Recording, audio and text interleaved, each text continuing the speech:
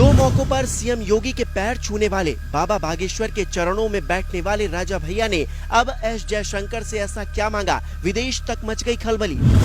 57 मुस्लिम देशों में गूगल पर सर्च होने लगे रघुराज प्रताप सिंह, नुपुर शर्मा और टी राजा की तरह लगाई दहाड़। विरोधियों के छूटे पसीने, अखिलेश के उड़े होश। पहले योगी ने कहा बटो नहीं, मोदी ने कहा एक रहो, देवकी नंदन बोले सनातन बोर्ड बनाओ, पंडित धीरेन्द्र शास्त्री बोले हिंदुओं जागो। अब राजा भैया का नया नारा।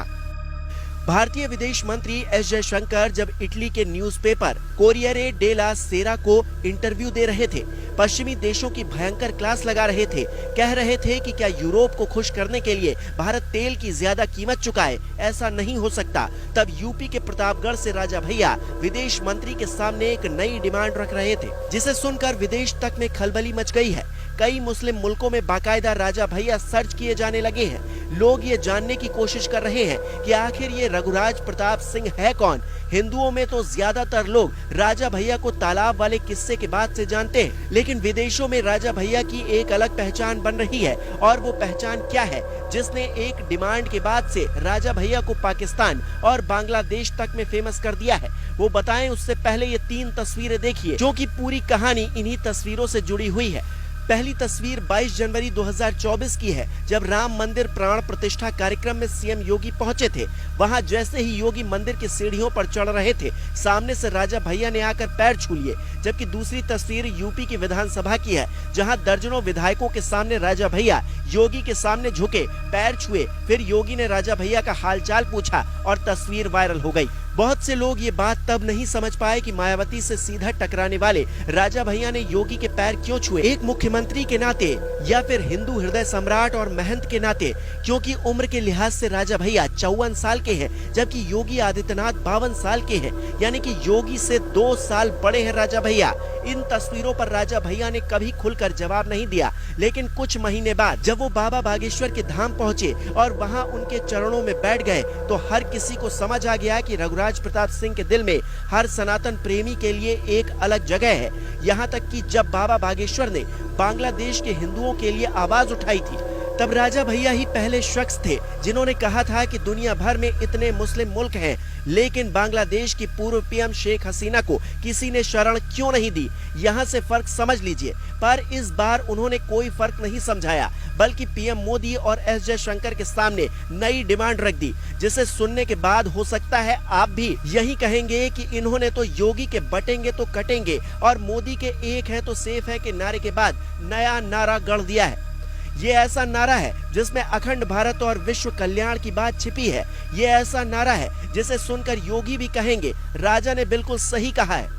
हालांकि हो सकता है कि अखिलेश आपत्ति जताने लगे, लेकिन रघुराज प्रताप सिंह के समर्थक कहते हैं कोई कुछ कहता है तो कहे, जिसमें राष्ट्र का भला हो, सनातनियों की सुरक्षा हो, राजा वही बात करते हैं। वो ट्वीट कर लिखते हैं, बांग्लादेश के कट्टरवादी तानाशाही सरकार ने वहां के हिंदुओं पर अत्याचार की पराकाष्ठा कर दी।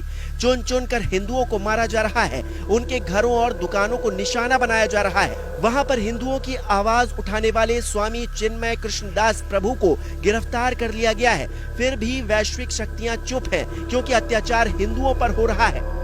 आदरणीय प्रधानमंत्री नरेंद्र मोदी और माननीय विदेश मंत्री डॉक्टर एस जयशंकर से आग्रह है कि इसका संज्ञान लें। बांग्लादेशी हिंदुओं के रक्षार्थ पूरे विश्व के हिंदुओं को साथ खड़ा होना होगा।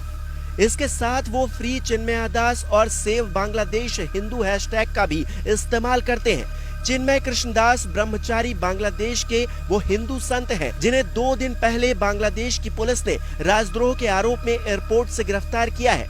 उन पर चटगांव के न्यू मार्केट चौराहे पर बांग्लादेश के राष्ट्रीय ध्वज के ऊपर भगवा झंडा फहराने का आरोप है।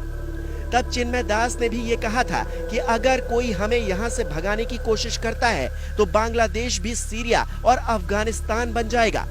इनकी गिरफ्तारी के बाद पूरे बांग्लादेश के हिंदुओं में गुस्सा है। वो सड़कों पर उतरकर उन्हें रिहा करने की मांग कर रहे हैं। यहाँ तक कि हिंदुओं में कई लोग इनके समर्थन में आवाज उठा रहे हैं। मोदी सरकार से बांग्लादेश के हिंदुओं को बचाने की मांग कर रहे हैं। कोई 1971 की तरह एक्शन की मांग कर रहा है, तो कोई हिंदुओं के लिए अलग राष्ट्र की मांग कर रहा है। लेकिन राजा भैया ने इन सब से हटकर पूरे विश्व हिंदू समुदाय को एकजुट करने का आह्वान किया है। अगर आंकड़े देखें तो पूरी दुनिया में सबसे ज्यादा ईसाई आबादी है, जिनकी संख्या कुल आबादी का करीब 31.5%, यानी कि 2.2 अरब है, जबकि 1.6 अरब आबादी के साथ इस्लाम दूसरी सबसे बड़ी आबादी वाला धर्म है, जो कई देशों में है। करीब 1.1 अरब लोग ऐसे हैं जो किसी धर्म को नहीं मानते, जबकि हिंदू आबादी 1.2 अरब है। लेकिन दुनिया की तीसरी सबसे बड़ी आबादी इतनी जातियों में बटी है, इसके भीतर इतनी तरह की फूट डालने की कोशिश हुई है, इन्हें एकजुट करने के लिए समय समय पर अलख जगानी पड़ती है। और वहीं अलख अब बाबा बागेश्वर से लेकर संजय दत्त, योगी आदित्यनाथ और राजा भैया ने शुरू कर दी है। कुंडा के राजा भैया की इस पहल पर आप क्या कहेंगे? अपनी राय जरूर दीजिएगा।